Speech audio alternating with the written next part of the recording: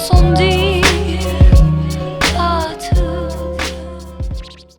All right, so let's wrap up tonight's show with our movie review, which concludes our theme month of Sylvester Stallone, and we end it with one of my favorite Stallone movies. Honestly, this is one of my favorite ones.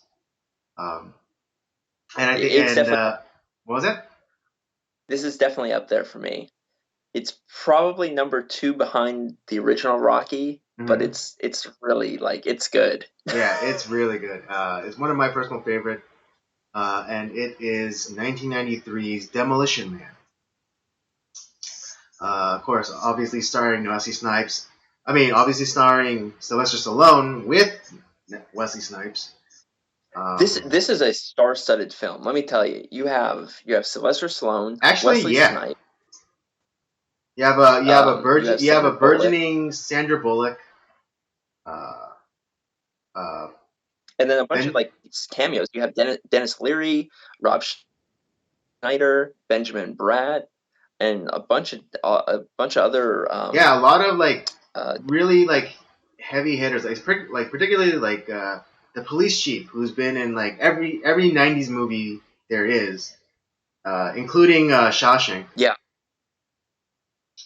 Um, that's right. yeah, so just a lot of familiar faces.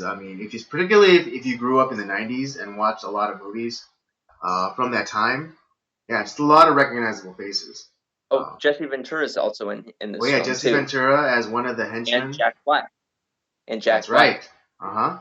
That's also true. Another future. I don't know. He's not really an A-lister. He's more like an A-lister.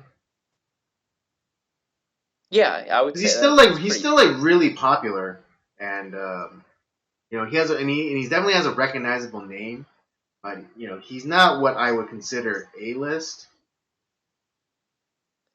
Yeah, but he's not on the B list either. He's Yeah, somewhere but in he's not a between. B-lister either. That's the weird thing. So yeah, he's like an A-minuser, Yeah. which still isn't a bad place to be. Or is it? Just kidding. All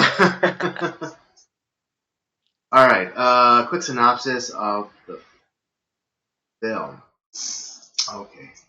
With innocent victims caught in the crossfire in Los Angeles' intensifying war on crime, both cop John Spartan and violent thug Simon Phoenix are sentenced to a state of frozen incarceration known as cryoprison. When Spartan is finally thawed 36 years later, it's 2032, and Los Angeles is now a pacifist utopia called San Angeles. With Phoenix again on the loose, Spartan must team up with the future cop Lelina, Sandra Bullock's character, to apprehend the killer. Let me just So say there was this at the outset: this movie became prophecy. God, yeah. This movie became a prophecy. In that, as bad because in the beginning of the film, it depicts Los Angeles, very poorly. It's crime ridden. The police are essentially a paramilitary organization. Um, and Wesley Snipes' character Simon Phoenix has carved himself a vast criminal kingdom in South Los Angeles. The opening shot. The opening shot is the Hollywood sign on fire. But then we are contrasted that to the pacifist utopia, the serenity that is granted through what is pretty much a totalitarian or authoritarian government. In what is it? Raymond Cocteau. Yeah. There was I was reading up about this this movie, and they were saying it's based off very loosely based off of Aldous Huxley's A Brave New World. There's even talk of there was I think it was a Hungarian author who said that this story, he claimed that Demolition Man was completely ripped off of one of his stories as well. And I'm drawing a blank on the name of that author and the book title that it was supposedly ripped off of. But there's definitely influence from different story, kind of like these dystopian Oh yeah, stories absolutely. like that. Yeah, I mean, not that, and like, not even necessarily like books, but I mean, well, probably all books. But yeah, like there's like bits that reminded me of like like a movie called Brazil, which is all which Futurama heavily is inspired from, particularly like the Bureau of Bureaucrats. That is Yeah. that is 100% inspired by this movie called Brazil. But yeah, this movie, like, yeah, Demolition Man is pretty much like prophecy now, given the state of our society today. And it's not even that, like, the time frame isn't even that far off. It's like maybe it's like 12 years. Yeah. Well, this is But it's already here. I mean, because in the future, they have one of the things that they have strict language laws. They have monitors all over the city, and if you use a naughty word, then you're fined. You're fined for using foul language. What well else? here's the crazy thing, which is, I mean, this is leftism gone amok, where it's allowed to rule the thing, and the ugly, nasty people, they're forced into the sewers because they don't want to live in this. Right. I was gonna eventually get to there, but then yeah, like you have like this completely socially engineered city on top, where everyone dresses like kind of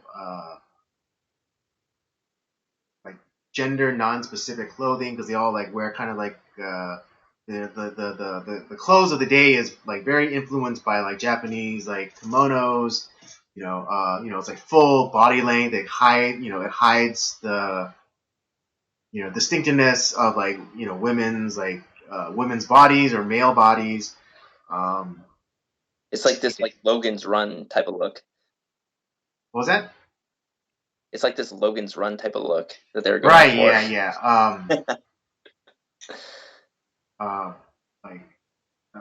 Like there's like so little crime that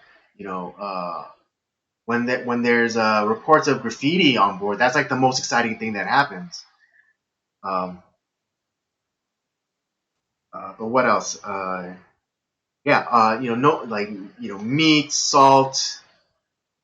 Those are all outlawed, including and like also like physical contact sports are outlawed. Even sex is outlawed. And reproduction is heavily controlled through the state. Jesus Christ. Which is pretty much what we got going on, because we have the state is trying to control what, or like at least trying to like teach what type of sex, certain types of sex to children. Like there's curriculum that goes to describe how to teach children how to masturbate. Well, and then the other thing too, going to like the idea of language control and pretty much regulating behavior, and gives you like a score depending on what how. Oh yeah, social credit score. But that's starting to happen there's some cities in like Canada and even cities in America that are trying to implement this, where they're putting like cameras throughout these cameras that pick up and detect like what people are doing, and they're getting certain like demerits or Right. positive credit points. It's a Big Brother state where there's like cameras, everywhere. So the police or like the state can monitor you 24 hours a day. Um, you're basically low-jacked because one of the things that the leader of this new utopian society creates is a bioorganic chip that can track you. I mean, that's pretty much cell phones today. Yeah. Because they're constantly on us. And it's able to track us. The scariest thing happened to me just a little while ago when I was using Google Maps, and I was driving on the freeway, and then I noticed this new feature in the corner of the screen, and it was a speed limit sign. And usually it doesn't. I've seen it before, so it wasn't too unusual for me to see. But then all of a sudden, as I was going going beyond the speed limit, it started tracking my speed. Something that it's never done before. It always showed me the speed limit on like that particular road or freeway, but it never tracked how fast I was going. That's disturbing. Yeah, exactly. So All right, that's something I'm never using again. right? Yeah, but I was genuinely freaked out because to a certain extent, I understand that, that we did to ourselves. We low-jacked ourselves with our phones and like the GPS and, apps like Google Maps have, made, traveling, a lot easier, or at least in terms of navigating around like cities or, places that you've never been. Completely revolutionized the way people travel. And I understand like a certain amount of monitoring, but yeah, but when I saw that second speed limit sign, but then it was tracking how fast I was actually going in real time. That felt like surveillance.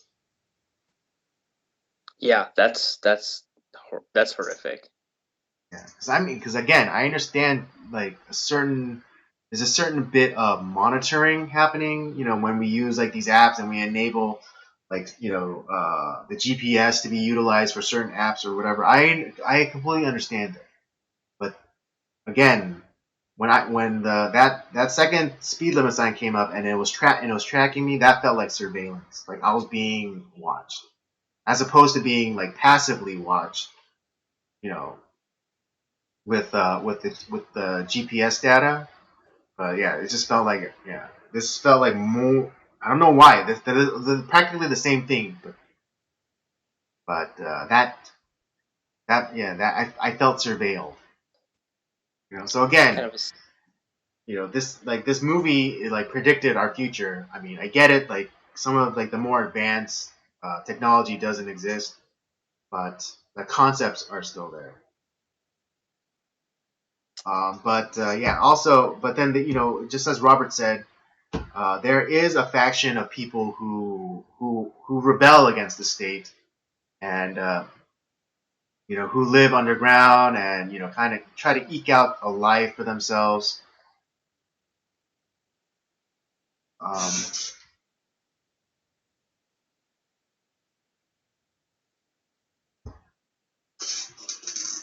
and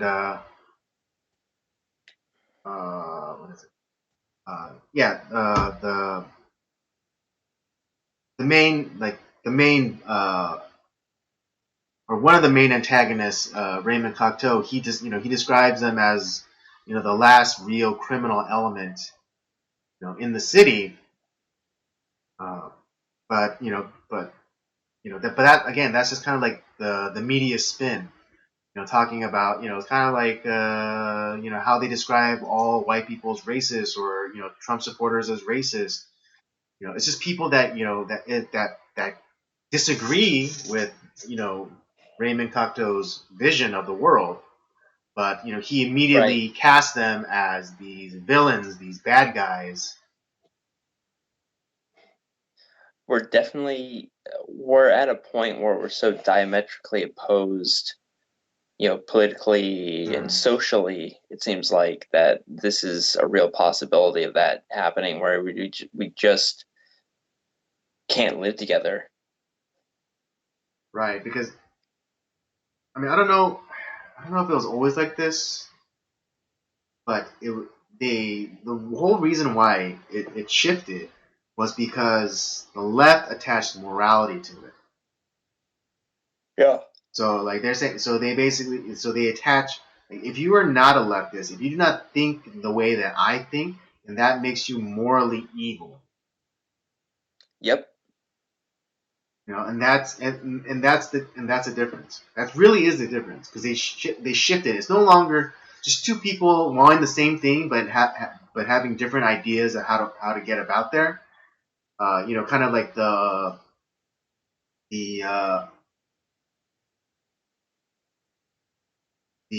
when was Obama elected?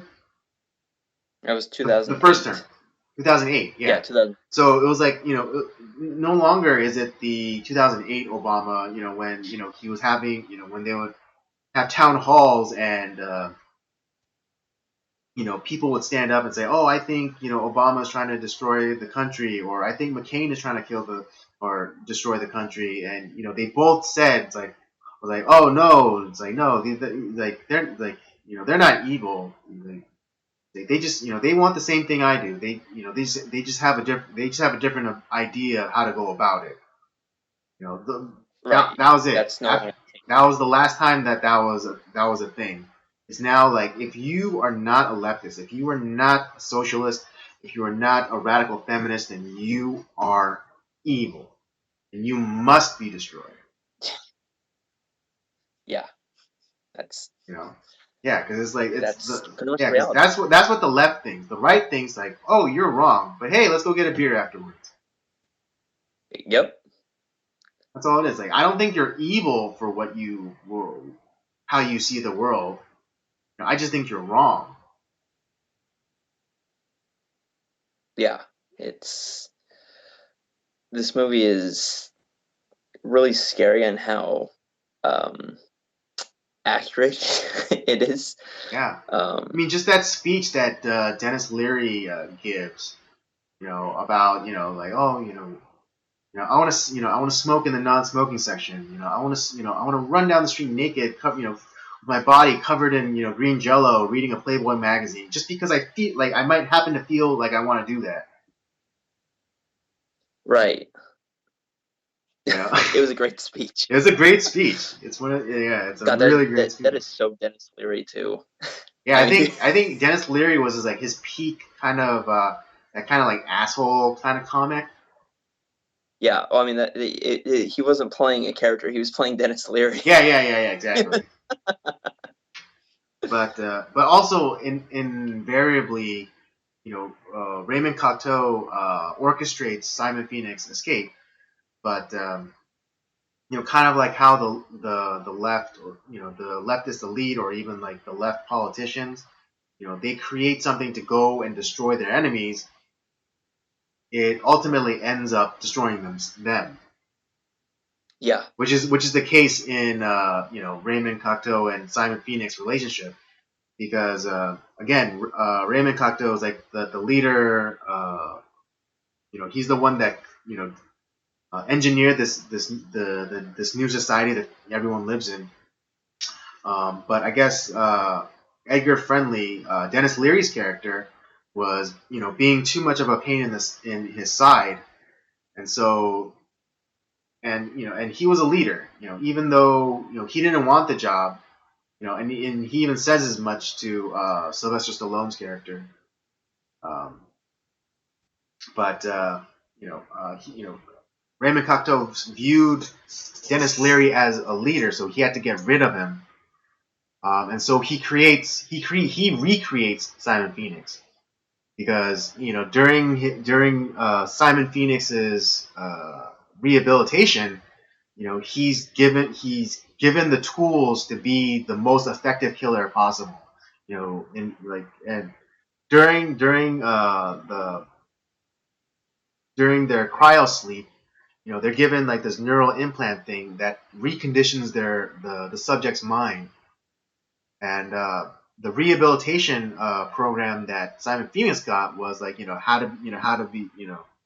to fight, how to create explosives, how to access computers, and also like increase his strength. So Raymond Cocteau, created the monster that to unleash on his enemy Edgar Friendly.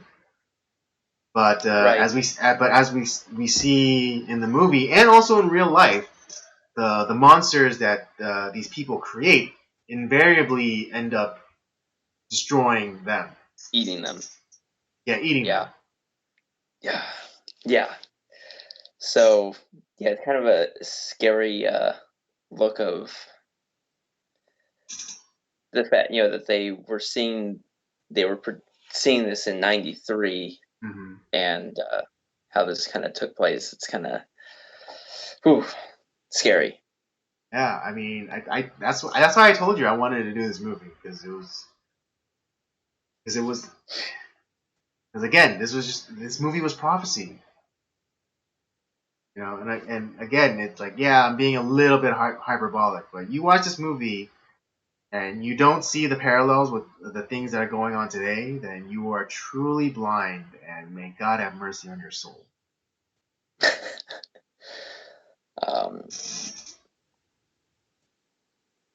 But yeah, this is one of those, because I had never seen this movie before, so Mm-hmm. this is a new experience for me. But this is a great movie. This is you just even with all the kind of predictions and stuff that this movie made, it's it was just an exciting movie. Yeah, and it's fun, and it's just fun, It's even though it was like, even though it was predicting abject horror. The movie itself is really fun. I mean, the action sequences are great. Wesley Snipes is freaking awesome in this movie. I think, honestly, I would say his portrayal of Simon Phoenix is even more exciting than Stallone's John Spartan. Yeah, exactly. Because you can see that Wesley Snipes is just having a blast with his character. Yeah. Well, And so, like, so even like here's um, go ahead. here's the one thing that I liked about the film too is, despite all this kind of scary predictions that it makes, Mm-hmm. you can tell that the film is trying to say like that this stuff that how San Angeles was, it's like we all realize like, oh God, that's scary. You have John Spartan who's saying it's like, enough of this fascist bullshit. And then even Simon Phoenix, who's just taking advantage of it. It's like, look at all these sissies. I can have my way here. It's so easy. Right? Yeah. Because And then you have, everyone's a pushover. and no one thinks of the Edgar Friendly and his crew living in the sewers. We don't see them as the bad guys. It's like we kind of see them as like, yeah, he's right. Like, this is crazy. So I mean, there's, at least in the sense where the movie isn't like promoting this utopian Cocteau's utopian vision. Mm-hmm. It's making fun of it. Yeah, So at least exactly. that It's it making has fun of it. right. Yeah, because But God, yeah. because even what is it? Sandra Bullock's character has a kind of intense moment between her and the chief, and one of her cop buddies comes in. It's like, oh man, that was really tense. It was just like, and it wasn't even that bad. She was like, she was just saying like, because she heard that there was like, like a graffiti. There was a graffiti call And she's like, oh well, why'd you call, why'd you let me know? Why'd you call, put out a bulletin, so that so we can go do our jobs. And then the police chief comes in, and is like, oh, it seems like you want, to have anarchy. It seems like you want to go, kind of being hyperbolic, and it's like saying, oh, graffiti. He's like, it's like you want to, make everyone freak out and, have, go into anarchy. And, Yeah. And it's like, God damn, you guys are fucking pussies. It's crazy, like how all the male cops and stuff, like they're so they're So like a lot of cooked. men now. Yeah. Yeah, I mean, like they, and of course, like they don't even have physical contact greetings anymore. They do like that weird little like hand thing where it's like, ugh. Like at that communist meeting where don't clap your hands because there's a lot of people with like that can freak out from auditory sound, so let's just you know whatever the fuck that they were Man, doing is like I so desperately kind of want to go to like one of those slam poetry things, and then see them like snap and be like, excuse me, I am triggered, you ableist fucks, because I cannot snap my fingers.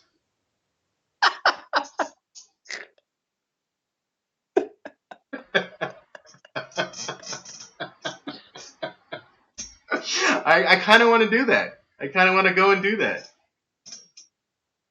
Oh my god, that would be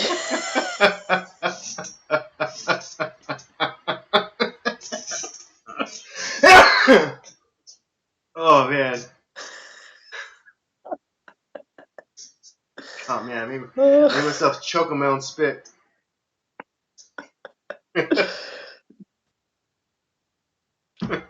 part of me wants to see that too. Oh, that's essentially It's just too perfect. but no, It's yeah, just too perfect. but yeah, Simon Phoenix was probably my favorite character in the film, even though he's the bad guy. I Oh love yeah. like Oh his like man. little. Well, Man, I Wesley loved Snipes his was like just having little, so much fun with this role. and I loved like the little theme song that he had. Like anytime like he like, because he had these crazy moves that he would do, and it's like you'd hear like this record scratching like kind of theme song to him. Yeah, Every time yeah, he talked, yeah. it's just he was a great character. He had a lot Yeah, of fun. Um, yeah. one of the best Especially, lines towards the end of the film, where like he's after he killed Raymond Cocteau, and he's releasing a lot of these a lot of these prisoners from the cryo prison, mm. and it's like Jeffrey Dahmer, I love that guy. What's the great line? It's like what the hell? Yeah. Oh, and then yeah. Also, when he confronts Kato, and he asks for like, help. So and just like the way he like changed the voice commands for the lights. Yeah, I thought that was really fun. He's like, no, no, no, no, yeah, no, no, no. It's like illuminate, deluminate. See, it's a lot more fun yeah, that way. yeah. Yeah, but just Wesley Snipes Um, was having so much fun with his character. So, and oddly enough, even though he was a psycho killer, he Simon Phoenix was a really likable character. oh yeah, yeah, you like him. And then this is probably the most comedic I've ever seen Sylvester Stallone, especially the relationship between him and Huxley, um, Hmm. where she kept like getting all these sayings wrong. He's like, no, it's this. Yeah, yeah. 'Cause- I think one of my favorites is let's go blow this guy. It's like, let's go blow this guy away. away, or the when he's deliberately cursing at the demerit machine Oh because the yeah, kid yeah, didn't yeah. have toilet paper, Uh huh. and so he's like, "Well, I don't have, now you got some toilet paper." Yeah, It's like, yeah. It is. Yeah, and then it is his most comedic performance. yeah, I mean, outside of maybe the Expendables, like this is definitely the most comedic I've ever seen Sylvester Stallone Hmm. um, in a role. Um, the other thing that I thought was like, because there was always that joke with like the bathroom. It's like he doesn't know how to use the three seashells. It's like Yeah. Oh my God! it's like, there's an entire Reddit thread about like theories on how those seashells work. but that's the thing. It's never answered. It's like, what the hell are the three seashells? Like, are they like bidets? Is it is it like Right, how does that exactly. work? How does like are you using it to scrape the shit off your butthole or Yeah, and it's never answered. And yeah, it's even at never the end of answered. the movie, he's like, There's an entire Reddit thread devoted to theories about how oh, those seashells work. I'm, I'm gonna have to look that up because that was the one thing. It's like because even at the end, he's like, now you got to tell me how those three seashells work. Right? Yeah. It's like, it's like yeah, I want to know too. Yeah. I mean, but I think yeah, it's like those. That's like one of those things where it like doesn't really matter. It's kind of like in Avengers when Hawkeye and Black Widow character always are referencing that incident in Budapest. Yeah, Yeah, it doesn't really well, like it's kind of like the pivotal moment of their relationship, but then it also doesn't matter like what happened because yeah. it's left to the imagination of the viewer to kind of fill that in. I kind of hope they don't ruin that moment in the new Black Widow film where they show the Budapest incident. Right, right, right. But I think we might be spared it. I don't know if they're gonna do a flashback. Um, but I think we might be spared that because this movie is supposed to take place after Civil War, but before Infinity War. Okay. So it might be referenced, but it probably won't be expounded upon. I kind of, see, that's the thing. I kind of hope that that's the case, just because you kind of like the imagination of like, well, what the hell happened? It's like, or what the hell is this? It that makes it sometimes more interesting, and I like having where you have all these different theories, like through Reddit and stuff, and it's Uh-huh. just it's never fully answered, but like you have people like, God, what the hell does that mean? Hmm. I think that makes it more fun, more exciting, Right, because like and right, because this in the first Avengers movie, Black Widow was like first was like, oh, this reminds me of Budapest, and then Hawkeye was like, you and I remember Budapest very differently. You know which you know which you know means like they were in a similar situation where they're surrounded by all on all sides, and it was just them two, or that's the thing is like we yeah, we don't just really don't know. know. But again, like it matters, but it really doesn't matter. And see, this is a case of a movie doing this correctly. See, like last month when we had all the degenerate month, there was so many these like little seeds of where it's never fully explained, but you don't Hmm. have a reason to give a shit about it because it's like it's just it doesn't nothing kind of fits together well. Here is like an incident where like the three seashells where it's like this fun little like snippet that you're given, but it's Hmm. never explained. But like you're like, fuck, what the hell are they talking about? That's Right, this is a it's the movie tiniest correct. pebble in your shoe, but it's the tiniest pebble in your shoe, but it gives you like you care very little, but a lot at the same time. Exactly. I think yeah, I think that's the hallmark of one of those things where it's it's kind of like it sounds like something you just say it's like a throwaway line, but it's like but then you become so fixated on it. Right. Yeah. It's like So this movie's full of like these little moments. mhm. Um, like the whole thing where it's like when, uh, you know, when John Spartan saves Raymond Cocteau and he's invited to Taco Bell, he's like, "What?" he's Right, and yeah, yeah. um, But and it's like, no, no, no. This is a big occasion. Like, Taco Bell was, the yeah, it'd be company like that won yeah, the franchise for. So right every in restaurant the is named year Taco Bell. 2032, going to Taco Bell is the same as going to like Mastro's or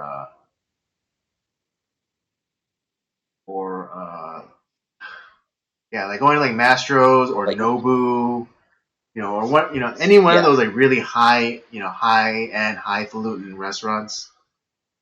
Um, it's funny because it doesn't really matter because like since all restaurants are Taco Bell's, like it doesn't really matter like what restaurant you go to anymore. Um, yeah. but also it also like the fascination with like old timey stuff.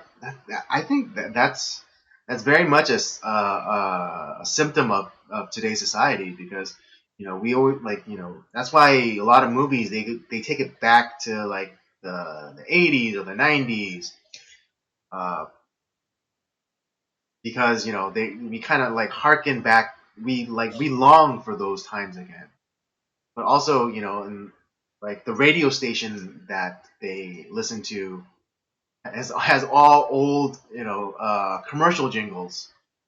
Oh God, yeah, uh that's right. and, And and even we're Steve never and John's we're part. never shown, and even the lounge singer at the Taco Bell is singing a commercial. Yeah, So it shows like that they're no longer creative, that like no one creates anymore, everyone is stuck in the past. you know so like no yeah so no one creates anymore. um, one other thing too, because in this iteration we have Taco Bell is the one that won the franchise wars, but that Hmm. in the one that was shown in other places around the world, it was Pizza Hut that was Yeah, yeah, yeah, the yeah. Well, to watch this movie, yeah, I found a copy, and it turned out to be one of those international releases because they dub over Taco Bell and they say Pizza Hut, and even like the futuristic Taco Bell logo, they switch it out for like the 1993 specific Taco Pizza Hut logo. That's very. I didn't see how like the logos and stuff are changed, Hmm. but I heard I don't know if this is true or not, but I heard the rumor that the way that they have the Taco Bell symbology in this film, that Taco Bell liked it so much that that's why they've changed their logo from like the kind of the brown, green, and red one that they had back in the Yeah, 90s yeah, to this. and they had just like the silhouette of it, but then they kind of switched it up, and it's still kind of a silhouette, but it's now like purple, orange, and like a little bit of red. Yeah, yeah. So I mean, it's kind of an interesting, and I didn't even realize that even back in the 90s that um, Taco Bell, Pizza Hut, and KFC They're all owned by the same company. were owned by the same. But I didn't even know that was true back then. I thought that was something more recent that happened. Mm-hmm. So even back in '93, that was the case. So Mm-hmm. maybe that was always the case. I don't know. Maybe. I mean, because Taco Bell started off here in Southern California, um, but yeah, it could have just been like one of one of the big parent companies, and that just bought the franchises, or bought Could like bought like the entire companies and just brought it under like them,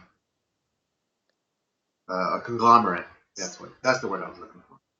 Yeah, Uh, but it's such a fun. This is a fun movie. yeah, absolutely. I mean, on one of a little bit. It seems racist, but I still laugh. But when Simon Phoenix character goes into the museum and then he sees like this group of school children and like they're all wearing like the rice hats.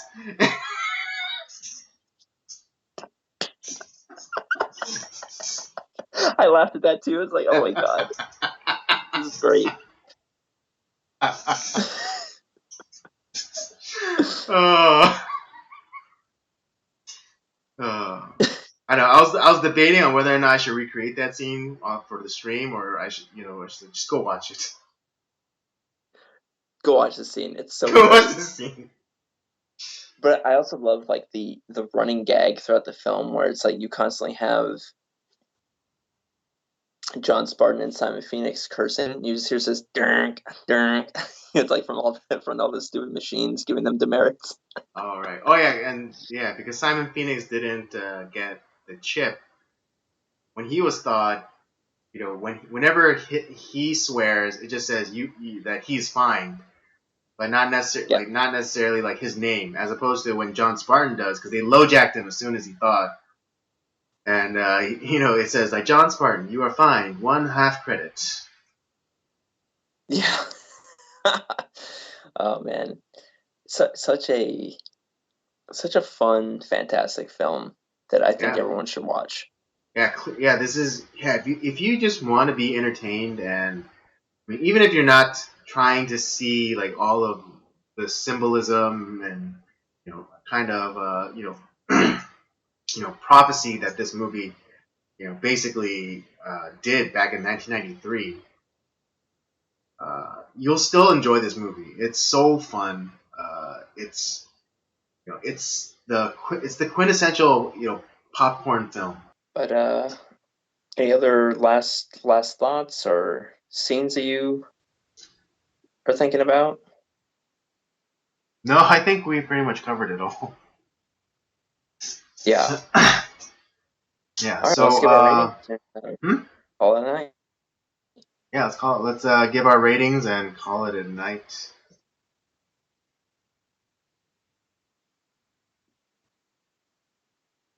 Who should go Um, first?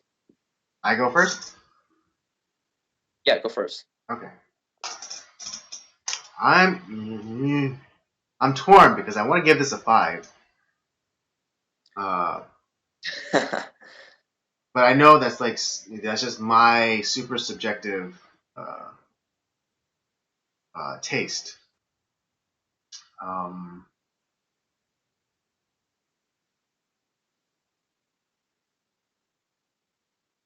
and there's not too many like technical things I can ding it for.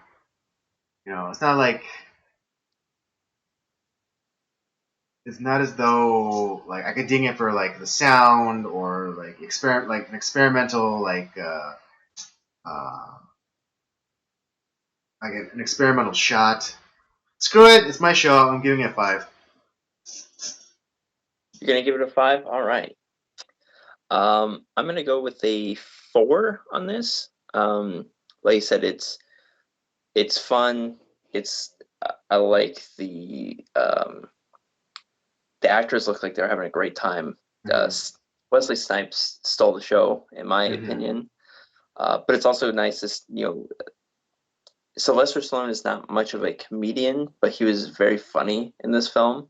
Right. I think he's not. Yeah, I don't think he's not a comedian, but for this role, his comedic acting was spot on. Yeah. I mean, he knocked it out of the park. And I love a good cheesy '90s action film, but at the same time, it wasn't just that. It did have pretty deep meaning to the film too. Mm-hmm.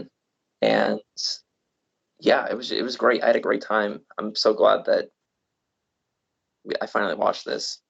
All right, well, that's our review for Demolition Man. I give it a 5. Robert gives it a 4. This is highly recommended by us. The rewatchability of this movie is just off the charts. You can watch this anytime. Like you may not even feel like you're like just flipping through. you could flip through a lot of stuff, but if you see Demolition Man on after having seen it once, you're like, yep, I'm watching this.